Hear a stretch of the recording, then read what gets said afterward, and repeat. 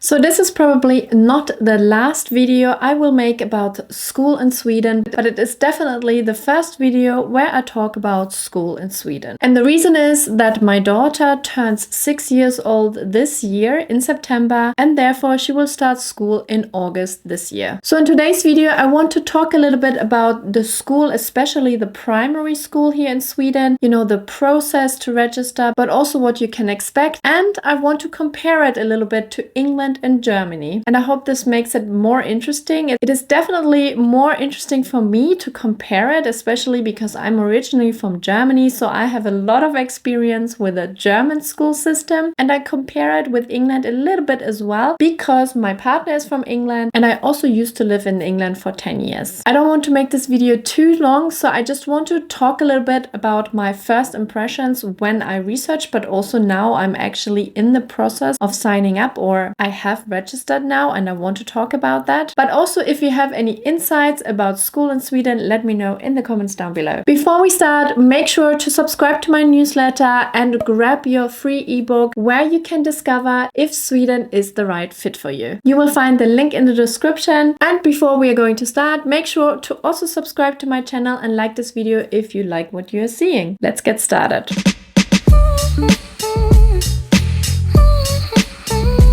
I want to start talking about a little bit the facts here in Sweden, what you need to know when you start primary school here in Sweden. So first of all, it is mandatory. So every child has to go to school, which probably is not much as a surprise because as far as I know, that's mandatory in every European country. But normally kids are 6 or 7 years old when they start preschool. But what is a little bit different compared to Germany, for example, you actually start with Förskola class, which means preschool class, and I call it class 0 or year 0. In England, it's actually very similar. I think it's called reception, but you are pretty much 2 years younger when you start reception. You are 4 or 5 compared to 6 or 7 years old here in Sweden. It is also not possible to homeschool in Sweden. It is not allowed. It is actually the same in Germany. It's also not allowed, but it is allowed in the UK. You can homeschool your children in the UK. I find it actually really fascinating now to compare the schools to different countries. If you find that interesting as well, make sure to subscribe to my channel. For example, receiving grades is a very interesting topic for me. I find that Germany is quite academic and you are very quickly judged on your performance. And I also feel that your whole being is kind of defined by your grades very early on. In Germany, for example, you start getting grades from around 8 years old when you are in year 3. And although my time in primary school is a long time ago,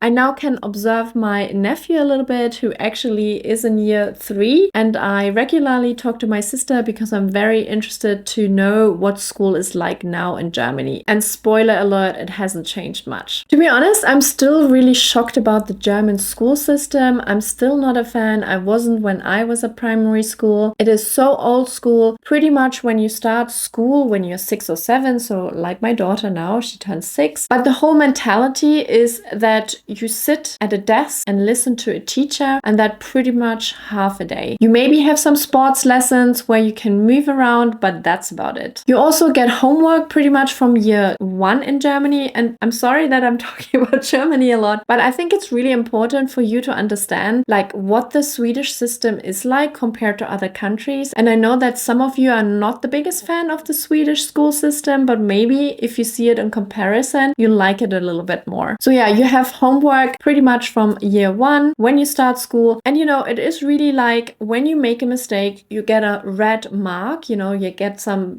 red words or sentences about what you have done wrong, or you get an X or whatever it is. I think it's very stereotypical judgment of like your work, but it's actually really happening. And I also actually remember, and again, it's when kids start primary school in Germany, like when you haven't done anything in school, like you missed some task, you had to do them at home on top of your homework. No mercy, basically. And talking about grades in Germany, you have 1, 2, 3, 4, 5, 6. You get numbers, and basically 1 means excellent, very good, and 6 means you failed. And again, you start getting these grades when you are 8 years old, maybe 9 years old in year 3. And I don't know how you felt, maybe I'm a bit emotional about it. And I was really good in primary school. I was really good. So it's not even that I had bad grades and therefore I had a bad experience, but I still find the whole concept very disturbing because our beings are so much more than just the knowledge we accumulate also in a very difficult way by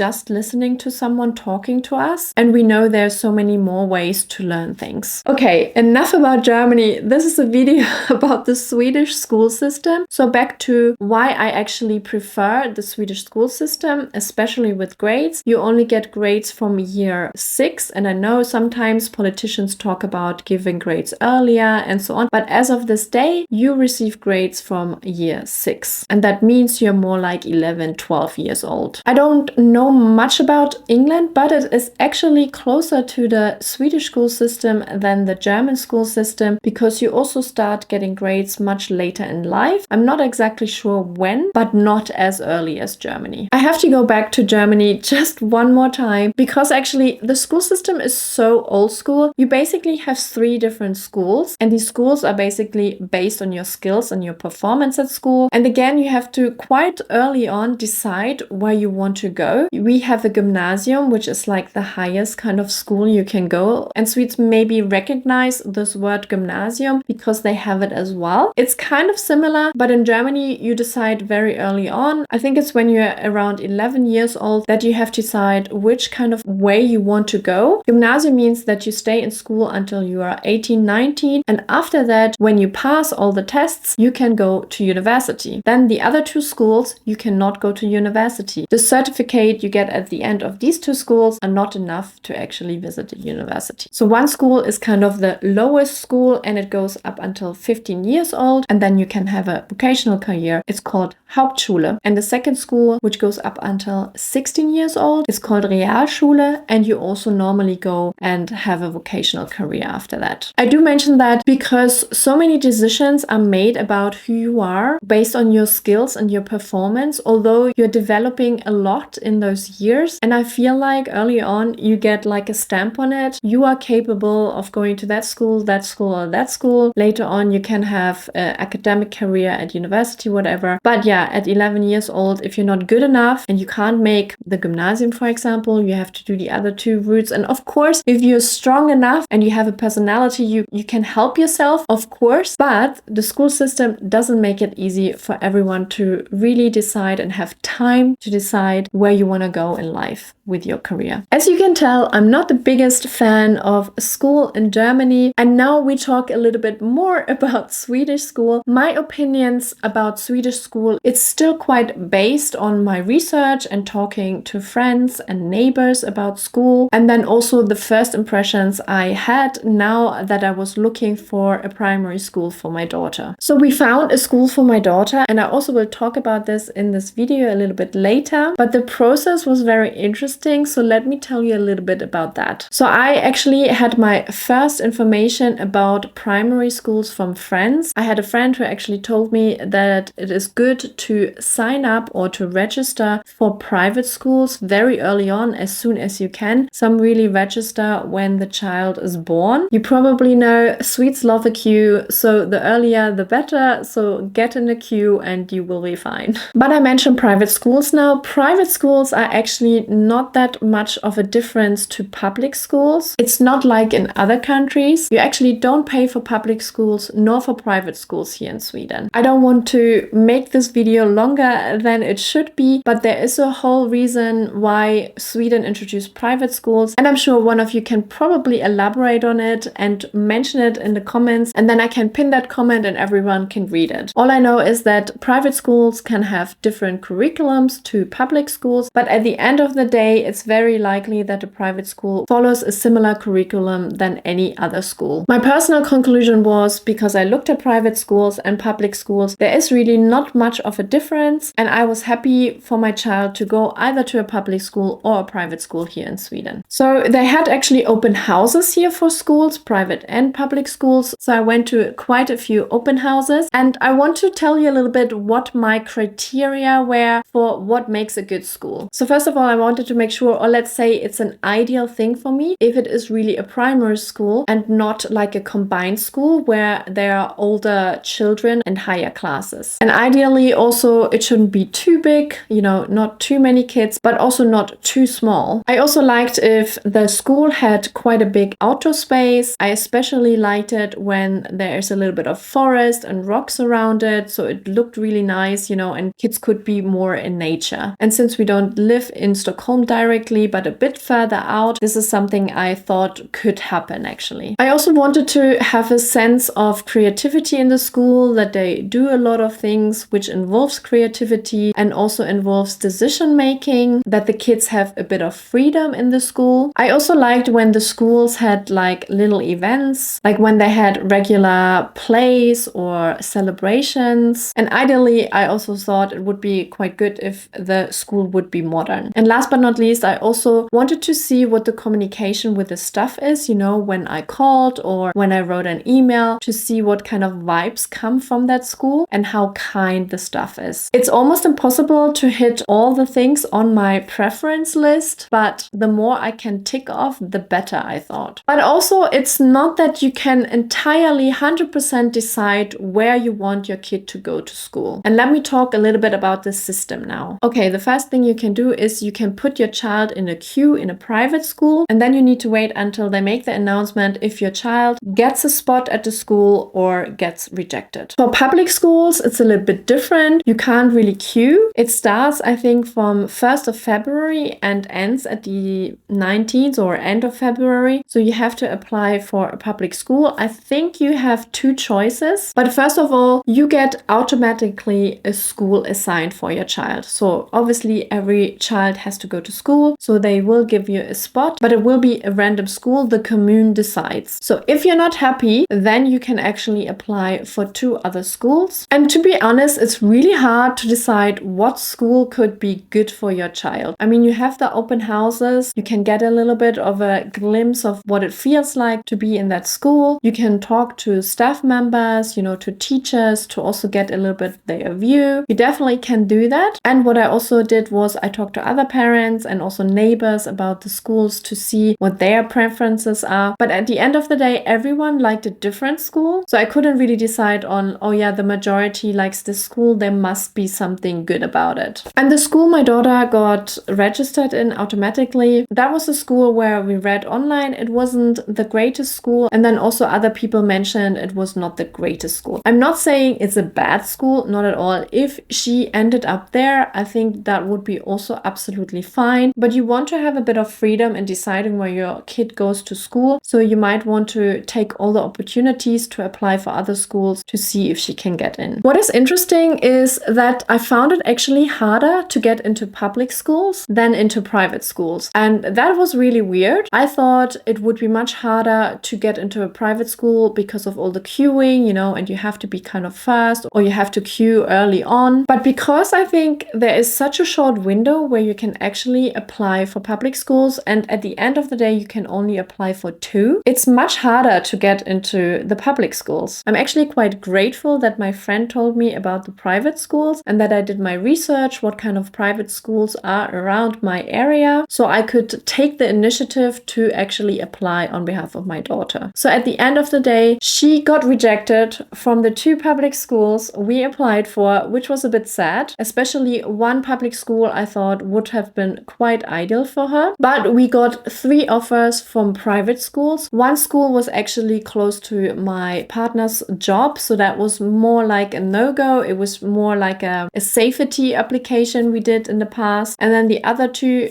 one was a Montessori school, and then another school where we finally signed her up, and we are super happy with that private school now. Last but not least, I want to talk a little bit why I'm actually excited about my daughter joining a Swedish school. So this happened all before she actually started with school, because I just wanted to give you an honest, kind of authentic view of the first impressions with all the process going on and all the research I've done. And I definitely want to make another video once my daughter started school to give you a little bit more insights about what it is really like in a Swedish preschool. But yeah, I'm really happy. It is only a 10-minute drive with the car. And what I really like about the school is that it is in a very quiet area. There are just a few houses around it. There's a big forest. There are rocks, I mentioned, which I really like. I mention these rocks all the time because this is something very Swedish for me. me, and I just love it. It looks so beautiful. It is also a proper preschool. It just goes until year 5 or 6, I think. And the school seems they really have quite a lot of creativity. The classrooms look full of artwork. They have like a building room, like a construction room. They have a music room where they learn music instruments. They have a lot of events going out, and they do a lot of excursion. And the area there is really great because you're very close to a lake. You're very, very close to nature. So they can go out fishing. They can do barbecues. They can drink hot chocolate. And I really love seeing a curriculum outside of, you know, the usual subjects like math and physics and all that kind of stuff. I think you can learn so much at school, not only the subjects, but also about life. And over the years, the children will find out what their interests are and pursue their own path. And I have the feeling, especially in the first years of school here in Sweden, that learning seems like a lot of fun. It's not about sitting at your desk, listening to a teacher. It's more interactive. I have seen a lot of photos and a lot of videos where kids are sitting on the floor or have their own little projects in groups. I feel that is so much more valuable and effective, than the old school system. I hope you enjoyed this video, and if you have any questions, let me know in the comments down below. See you in my next video. Until then, have a great day and stay safe. Hey do!